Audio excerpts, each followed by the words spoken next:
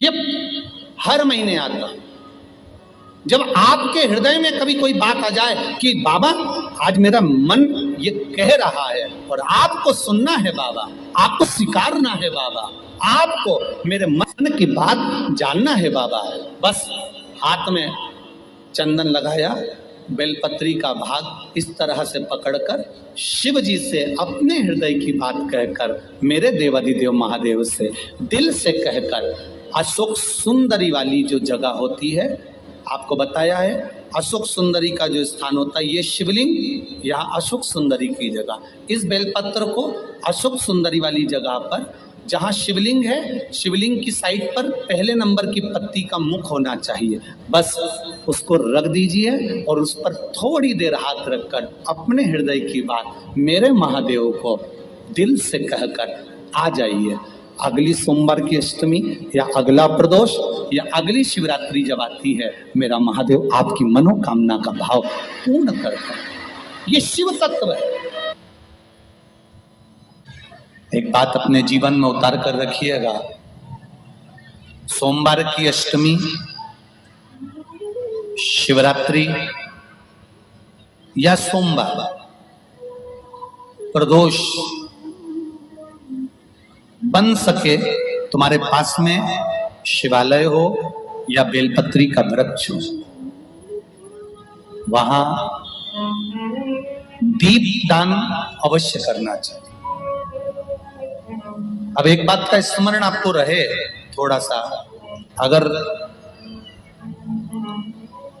किसी कामना के वश अगर हम दीप लगा रहे हैं या हमारे मन में कोई भाव उत्पन्न है और हम बाबा से कहना चाहते हैं कि बाबा मेरा ये कार्य है आप पूर्ण करिएगा, तो फिर शिव मंदिर में भी लंबी बाती का दीप आप प्रदोष या सोमवार की अष्टमी या सोमवार या आप शिवरात्रि को बाबा से निवेदन कर कर लगा सकते। हाँ, विशेष जब कोई एक बहुत बड़ी बात हो और आपके कार्य में कहीं अटकल हो रही हो, तो एक ही दीप में दो बाती, शिव और शक्ति, लंबी बाती बनाई, शिव और शक्ति के नाम से दो बाती एक साथ एक दीप में भी लगा सकते। पर कब? जब विशेष कोई आपका कार्य हो और वो अटक रहा हो, विशेष कोई कार्य, और आप बाबा से प्रार्थना कर रहे हो, तो दो बाती का भी प्रयोग आप कर सकते हो। ऐसे शिव तत्व। शंकर भगवान को धतूरा कब चढ़ाना चाहिए उसका विशेष ध्यान रखें। जैसे शिवरात्रि है, प्रदोष है, या सोमवार है, या कोई विशेष आपका उत्सव है, तो आप शिव जी को धतूरा चढ़ा सकते हैं। या विशेष कोई बीमारी ऐसी लग गई है या विशेष कोई तकलीफ ऐसी हो गई है जिसका निवारण नहीं हो रहा, तो आप धतूरा चढ़ा सकते। धतूरा चढ़ाने का भी एक क्रम है। हल्दी में भिंगोकर धतूरा चढ़ाया जाता है लक्ष्मी के लिए। चंदन में भिंगोकर धतूरा चढ़ाया जाता है आयु की वृद्धि के लिए। अबीर एक सफेद कलर का बॉर्डर होता है। अबीर गुलाल जो होती है, गुलाल में अबीर डलता है, चमकदार, आपने देखा होगा अबीर। तो अबीर में धतूरा जो डुबो कर चढ़ाया जाता है, अबीर को लगाकर चढ़ाया जाता है, वो रोग मुक्ति का होता है। काय के लिए होता है वो? रोग मुक्ति। ओम श्री शिवाय नमस्तुभ्यम, ओम श्री शिवाय नमस्तुभ्यम, रोग की मुक्ति। धतूरे का भी एक स्मरण होता है महाराज। बहुत भारी रोग है, बीमारी लग गई है, डॉक्टर अपना काम कर रहे हैं, घर का व्यक्ति बहुत बीमार हालत में पड़ा हुआ है, तो बेलपत्री के वृक्ष के नीचे भी शिवलिंग का निर्माण कर कर एक धतूरा समर्पित करा जाता है, जिससे रोग से मुक्ति होती है। उसमें ना तो हल्दी लगाई जाती है, ना चंदन लगाया जाता है, ना अबीर लगाया जाता है, केवल धतूरा चढ़ाया जाता है। जिसके जीवन में हमेशा कांटे ही मिले हैं, बेटी बड़ी हुई तो घर में मायके में दुख देखा, और मायके से गई ससुराल में तो ससुराल में दुख देखा, ससुराल में भी दुख देखने के बाद में भी पति को बहुत कुछ काम खुलवाया, बहुत धंधे खुलवाए, नौकरी लगवाई, पर वो पति बार बार छोड़ कर आ गया, बार बार तकलीफ भोग रहा है, बार बार कष्ट भोग रहा है। फिर थोड़े दिन काम करता है, थोड़े दिन छूट जाता है, फिर व्यापार में बढ़ता है, फिर छूट जाता है, फिर कोई दुकान खुल गई, थोड़े दिन अच्छी चली, फिर वापस वहीं घर पर आकर बैठ गया। अर्थात उसके जीवन में वो शूलता चल रही है। तो बाबा देवाधिदेव महादेव कहते हैं ये 3 घड़ी 3 पल 3 नक्षत्र 3 समय 3 दिन में जो शूल मुझे समर्पित करता है उसके जीवन से मैं शूल हटा देता हूं। वो 3 दिन लिखे स्कंद पुराण में।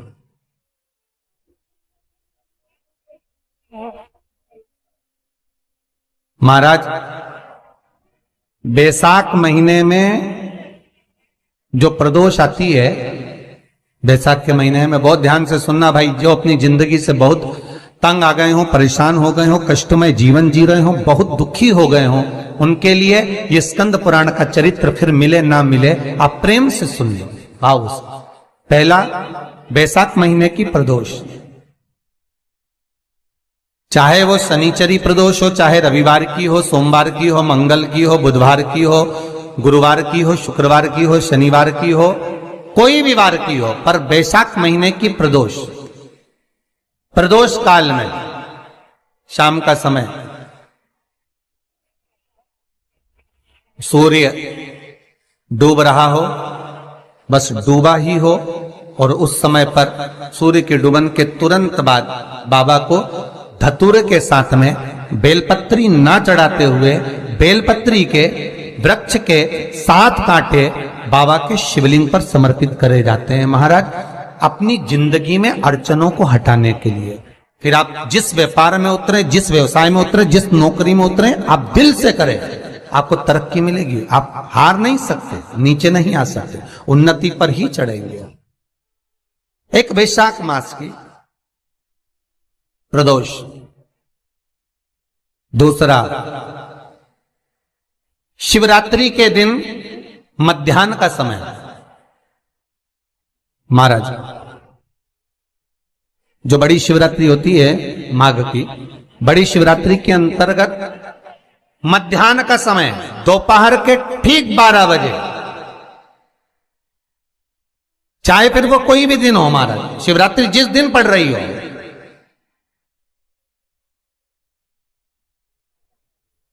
उस दिन भी धतूरे के साथ बाबा को 7 कांटे बेलपत्री के वृक्ष के समर्पित होते हैं महाराज। इसमें आप ये वाले जो कांटे हैं जो शिवरात्रि के दोपहर 12 बजे वाले हैं, अगर कोई मदिरा पीने वाला हो, व्यसन में डूबने वाला हो, कोई जुआ खेलने वाला हो, कोई गलत वैश्यावृत्ति करने वाला, या अपने मार्ग से विचलित कोई व्यक्ति है, उसके लिए भी ये कांटे बहुत काम आते हैं महाराज। दूसरा, पार्वती तेरे द्वारा तेरे नयन अश्रु से जो प्रगटा हुआ बेल का वृक्ष है, द्वितीय शूल मैं वहां धारण करता, तृतीय शूल, तीसरा शूल जो वर्णन करा गया महाराज, भगवान श्रावण के महीने में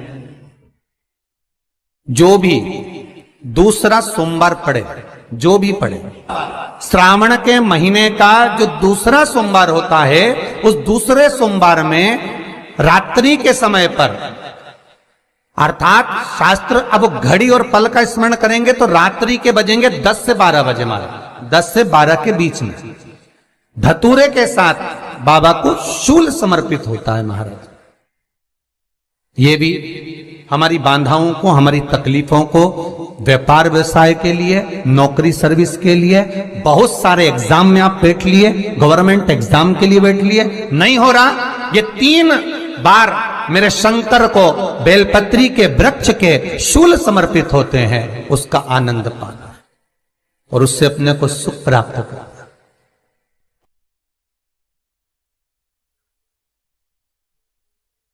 कि बाबा भोलेनाथ जी के नयन अश्रु से जो प्रकट हुआ वो रुद्राक्ष का पौधा है, माता पार्वती के नयन अश्रु से जो प्रकट हुआ वो बेलपत्री का पौधा है, और उमा और महेश,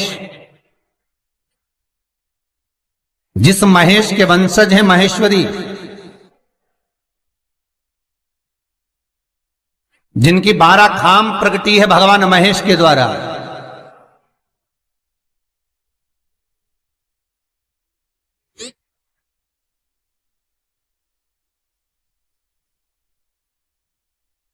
वो महेश और उमा,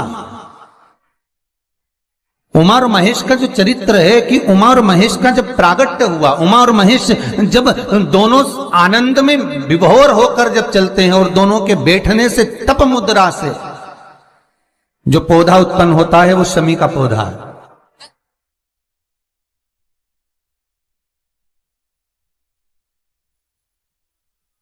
शमी का पौधा।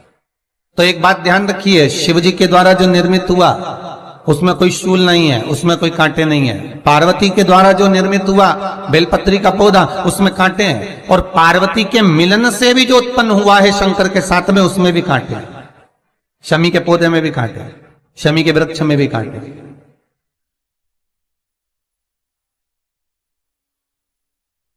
तो पार्वती जी स्कंद पुराण में एक प्रश्न कर रही हैं भोलेनाथ जी से कि प्रभु मुझे ये बताओ कि आपके द्वारा जो निर्मित हुआ उसमें शूलता नहीं है, पर मेरे द्वारा जो निर्मित हुआ उसमें शूल क्यों आया है, उसमें कांटा क्यों आया है? थोड़ा सा माताओं, मेरी जीजियों, आपको थोड़ा बुरा तो लगेगा इस प्रसंग को सुनकर, पर लग जाए, पर आज कथा निकली है तो सुन लो है कि शिवजी जिस रुद्राक्ष को उत्पन्न कर रहे हैं उसमें शूलता नहीं है, पर पार्वती जी जो संग में मिली हैं उसमें भी शूलता है, और पार्वती के द्वारा जो प्रकट हुआ बेलपत्र उसमें भी शूलता है। तो भगवान महादेव बोलते हैं पार्वती, मैं तुझे कुछ कहूं और कहने पर तुझे तेरे हृदय में कोई बात चुभे, शूल लगे तो मुझे ठीक नहीं लगेगा। नहीं नहीं नहीं, आप कहिए प्रभु, मैं सुनने के लिए तैयार हूं, आप तो बोलो कि कारण क्या है।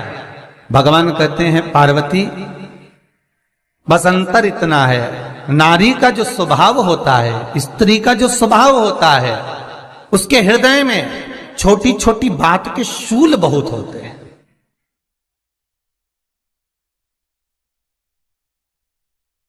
जेठानी ने ये कह दिया, देवरानी ने ये कह दिया, तुम्हारी मम्मी ये बोल दी, तुम्हारे पापा ने ये कह दिया, तुम्हारी बहनों ने ये कह दिया, तुम्हारे भाई ने ये कह दिया, तुम्हारे रिश्तेदार ने ये बोल दिया। ये नारी के भीतर ये शूलता रहती है। तो पार्वती जी बोली कि जितना तप आपने करा उतना तप मैंने करा, और जितनी साधना आपने करी उतनी साधना मैंने करी, और जितना आराधना दिल से आपने करी उतनी आराधना दिल से मैंने करी, फिर इसमें शूलता कहां से आ गई? भगवान शिव बोले, बस पार्वती बात इतनी सी है कि जब मैं आराधना करने बैठता हूं तो मेरी दृष्टि में सम्मुख में कुछ नहीं होता। जब मैं आराधना करने बैठता हूं तो मेरी दृष्टि में, मेरे सम्मुख में कुछ नहीं होता कि कौन ने क्या करा है, कौन ने क्या बोला है, कौन क्या कर रहा है, उससे मुझे मतलब नहीं होता, उससे मुझे कोई मतलब नहीं।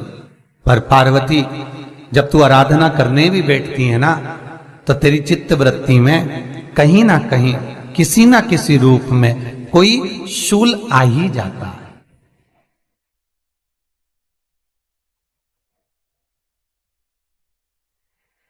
कई माताओं की आदत देखी साहब, भगवान की सेवा करने बैठी है तो भी भीतर थोड़ा सा शूलता भरी हुई है। महाराज बताओ, इतने सारे भगवान इकट्ठे कर लिए, मैंने बोला था बहू से कि वहां रख लेती है, बताओ इतने सारे यहां पर लाकर रख दिए हैं, अब इसकी सेवा करना पड़ रही है, अब ये करना पड़ रहा है। प्रसाद लेने के लिए रसोई घर में गई, भगवान का भोग लगाने के लिए, तो उसमें भी शूलता आ गई। इतने घंटों से मैं सामान ढूंढ रही, फ्रिज में मिल ही नहीं रहा, मैंने रख के गई थी, भगवान जाने कहां चले गए। भगवानों को वस्त्र पहना रही है तो शूलता है। अलमारी का ड्रॉज खोला, इसमें मैंने सामान रखा था, ना जाने भगवान का श्रृंगार कहां चले गया, कौन ने हाथ लगाया, फिर शूलता आ गई। भोजन करने बैठे तो शूलता है, कोई कार्य के लिए जा रहे हो तो शूलता है।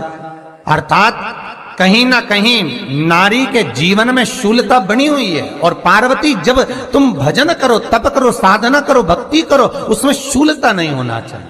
श्री शिवाय नमस्तुभ्यम, ओम श्री शिवाय नमस्तुभ्यम, ओम श्री शिवाय नमस्तुभ्यम, ओम श्री शिवाय नमस्तुभ्यम, ओम श्री शिवाय नमस्तुभ्यम, ओम श्री शिवाय। पार्वती जी ने कहा, भोलेनाथ तो क्या आप मुझे स्वीकार नहीं करेंगे बेलपत्री के रूप में? क्या मुझे स्वीकार नहीं करेंगे शमी पत्र के रूप में? पद्म पुराण, स्कंद पुराण, लिंग पुराण, नर्मदा पुराण और शिव महापुराण, ये सारी पुराणे वर्णन करती है। पार्वती जी का खंड आनंद वर्षित कर रहा है, वर्णन कर रहा है। पार्वती खंड वर्णन कर रहा है, सती खंड वर्णन कर रहा है।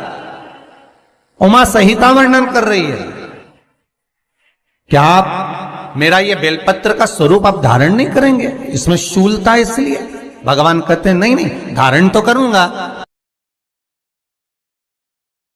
वो केवल शिवरात्रि के दिन करने का होता है। शिवरात्रि का प्रसंग कहता है अपने मन की अभिलाषा रखकर तुम्हें जो चाहिए।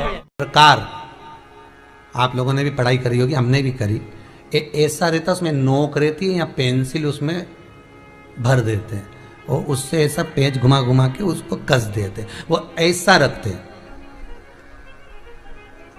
कॉपी पर ऐसा रखा जाता, फिर उसको ऐसा घुमाते घुमाते कि नहीं घुमाते? अरे बोलो तो, सबने कराए ना ऐसा घुमाए, वो घुमाते एक जैसा गोला बन जाता बिंदु। वो जो नोक होती है ना वहाँ चुभी रहती है और वो एक ही जगह पे रहती है और घूमती जाती है। उसी तरह इस मन को, इस दिल को एक में लगा के रखो, बाकी की सब दुनिया में घूम के आ जाओ। दिल एक में लगा कर बैठ गए, चित्त एक में लगा कर बैठ गए तो सृष्टि में कहीं पर भी घूम कर आओगे, परमात्मा उस जगह पर हाजिर मिल जाएगा। पर स्थान मत छोड़ना, जगह चित्त वृत्ति ना छूटी जाए, भगवान का भजन ना छूटे, उसका स्मरण ना छूटे। ये वस्तुएं, ये सामान, ये सामग्री, ये दौलत, ये सत्ता सब जाने वाली। जहां बैठे हो उस मन को वहां लगाना। हम तो यहां तक कहते हैं, यहां तक कहते हैं होटल में जाओ तो दिल होटल में लगा लो,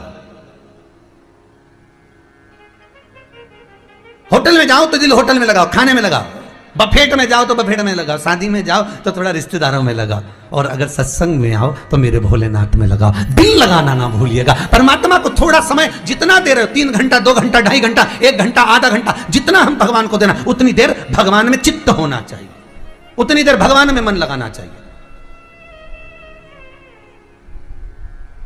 पर ना जाने दुनिया के लोग कहां चले गए, वह मोबाइल ने सब हटा दिया।